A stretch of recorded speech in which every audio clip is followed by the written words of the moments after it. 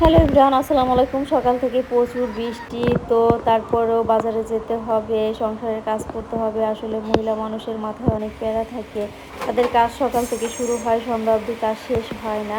তারপরেও অনেকে বলে যে মহিলা মানুষ আমরা আসলে কী কাজ করি, আমাদের খেয়ে দিয়ে আর কোনো কাজ নেই, শুধু রান্না বান্না।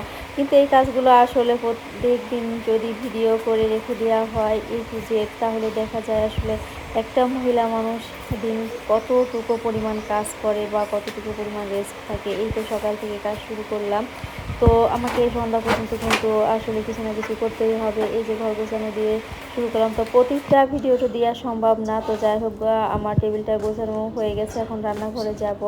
তো এরপর বাজার থেকে মাছ এনেছিলাম, সেই মাছটা ঢেলে এবার আমি মাছটা কেটে নিব।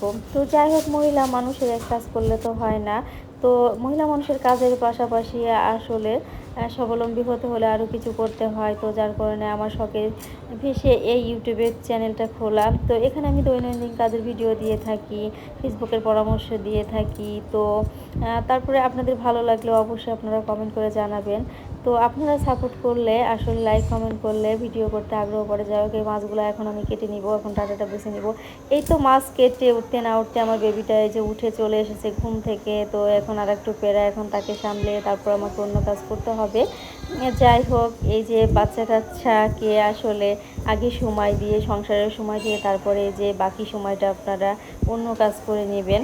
তো এই যে আমার বেবিটা আমার কাছে এসেছে, নিশ্চয়ই তার এখন ক্ষুধা লেগেছে, তাকে খাওয়াইতে হবে।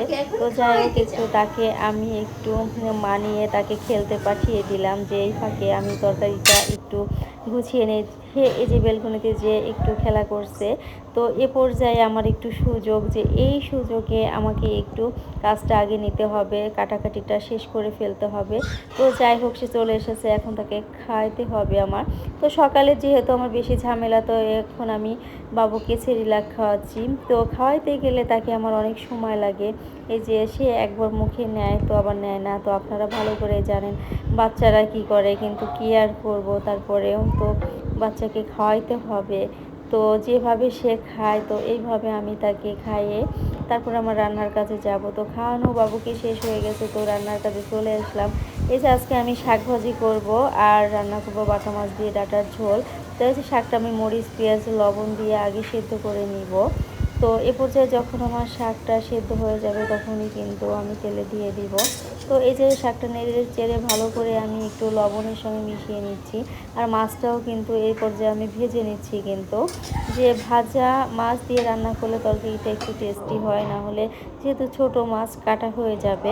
দেখো যে শাকটাও কিন্তু আমার সেদ্ধ হয়ে গেছে, এবার আমি ফোড়ন দিয়ে নেব। তো তেলে আমি রসুন কুচি দিয়ে লাল লাল করে ভেজে শাকটা ঢেলে এইভাবে কিন্তু আমি ফোড়ন দিয়ে নিচ্ছি। তো যাই হোক, আপনারা যদি কিছু করতে চান ঘরে বসে, তাহলে কিন্তু আপনারা এই যে ইউটিউবে ভিডিও আপলোড করতে পারেন, ফেসবুকে পেজ খুলে কাজ করতে পারেন। তো আমি মনে করি ঘরে বসে না থেকে মানুষের বোঝা হয়ে